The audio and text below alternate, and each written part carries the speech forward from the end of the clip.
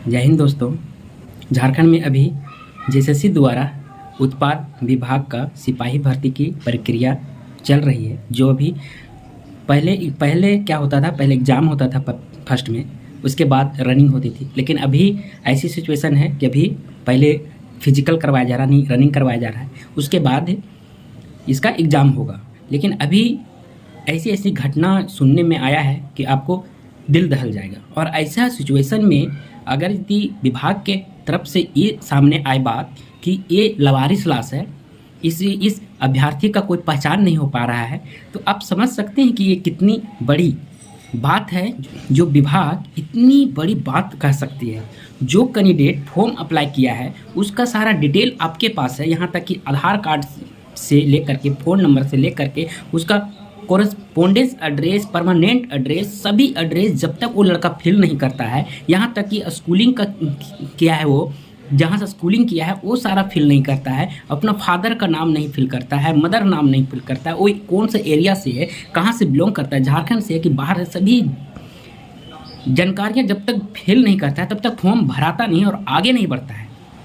उसके बाद जब एडमिट कार्ड रिलीज होती है तो एडमिट कार्ड में उसका एड्रेस साफ लिखा होता है और उसका नाम लिखा होता है, उसका फादर नाम लिखा होता है, वो कौन से डिस्ट्रिक्ट से कहाँ से आया वो लिखा रहता है। इतना लिखा हुआ होने के कारण अगर यदि उस अभ्यर्थी को बोल दिया जाए कि ये लवारिस है, लवारिस 100 है, इसका विभाग के पास किसी का जानकारी नहीं है और इस विभाग ये 100 को फिर जो वहाँ का जो 100 विभाग है उसको सौंप दिया जाता है। सोचिए कितना बेशर्मी की बात है। ये हमारा पुलिस प्रशासन पर ऐसे में आवाज़ उठती है, इसे में सवाल उठता है कि ऐसा आखिर क्यों।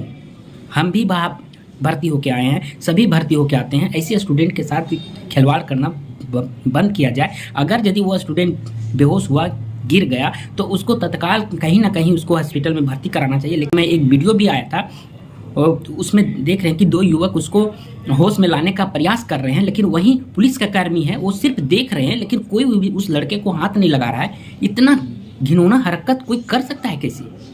मतलब उसके अंदर दिल है या नहीं, इंसानियत है या नहीं। कम से कम इंसानियत भी के नाते भी उस लड़के को कम से कम अच्छे हॉस्पिटल में जाकर एडमिट करवाता, समय पर इलाज करवाता, तो इतना नहीं कि उसको हार्ट अटैक से मौत ही हो जाए। और सबसे बड़ी बात है, अगर यदि हो गया मान लेते हैं, इंसेंटली हो जाता है, समझिए कि एक्सीडेंटल है, हो गया मान लेते हैं, लेकिन ये कहाँ तक कहना उचित है कि इसका पहचान नहीं हो पा रहा है? ये कहाँ तक उचित है कहना? ये बिल्कुल गलत है। और ऐसे अगर यदि होता रहे तो एक समय देखिएगा कि कुछ भी ये सरकार कुछ भी कर सकती है, ये विभाग कुछ भी कर सकती है। सबसे बड़ी बात होती है कि कभी भी कहीं भी कोई घटना घटता है या दुर्घटना घटता है तो पुलिस विभाग से उसका पहचान करवाया जाता है, किसी भी हालत में पहचान करवाती है। लेकिन जब ये रनिंग के लिए उत्पाद विभाग में रनिंग के लिए पदमा स्थित हजारीबाग में गया लड़का, लेकिन और वो भी कहीं का नहीं था, बालसागरा का था, मांडू का, इधर ही लोकल ही था, और उसको अगर यदि पहचान नहीं हो पाया, 3-4 दिन बीत जाने के बाद उसका पेरेंट्स लोग को पता था कि वो दौड़ने गया, तो पता चला कि एक लाश है सो 100 खाना में रखा हुआ है। तब वो उसके पेरेंट्स आकर के पहचाने तो पता चला कि हाँ, अगर यदि उस पेरेंट्स नहीं पता होता कि मेरा बेटा दौड़ने गया है, कितना तो होता है कि जैसे आप बाहर में तैयारी कर रहे हैं तो कितने बातों है से वो घर में आदमी शेयर नहीं करता है कि चलो ये फिजिकल है, फिजिकल करना चला। अगर वो उनको पता हो जाए कि मेरा बेटा शहर में पढ़ने गया है, वो वहीं है, रूम में बैठ करके पढ़ रहा है, तो सोचिए कि उसको तो पता ही नहीं चलता। यहाँ तक कि उसके बेटे को अंतिम संस्कार भी कर दिया जाता है और यहाँ किसी को पता भी नहीं चलता। लेकिन वो बता के रखा था कि मेरा फिजिकल है। तब तो पता चला कितनों एग्ज़ाम हम लोग खुद बाहर में रहते हैं, जो स्टूडेंट बाहर में रहता है वो ये तकलीफ को समझ सकता है कि हर बार हम लोग पेरेंट्स को नहीं इन्फॉर्म करते हैं कि हम लोग कहाँ एग्ज़ाम लिखने जा रहे हैं। हम लोग एग्ज़ाम लिखने जाते हैं, फिर आ जाते हैं, रिजल्ट का इंतज़ार करते हैं। बहुत सारे एग्जाम हमसे से भी ऐसा हुआ है कि घर वालों को नहीं बताते हैं, लोकल रहता है उसको नहीं बताते, जैसे एक डिस्ट्रिक्ट से अगला डिस्ट्रिक्ट जाना है तो नहीं बताते हैं। लेकिन अगर यदि इस पीरियड में कोई घटना हो जाए और आपके हाथ में एडमिट कार्ड है, सब कुछ है, आप एक चीज़ हम बताते हैं, जब ये रनिंग करने के लिए लड़का गया होगा तो क्या बिना Aadhaar, pen, photo, admit card check किए हुए रनिंग के लिए तो अलाउड नहीं किया होगा? सब उसको चेक किया होगा, प्रॉपर चेक किया होगा, तभी अलाउ किया होगा। यहाँ तक कि उसका जो चेस्ट में नंबर लिखा हुआ है, प्लस में उसके लगा हुआ चिप होगा, सभी उसके पास रहते हुए में उसको कह दिया कि ये पहचान नहीं हो पाया। ये कितनी शर्म की बात है।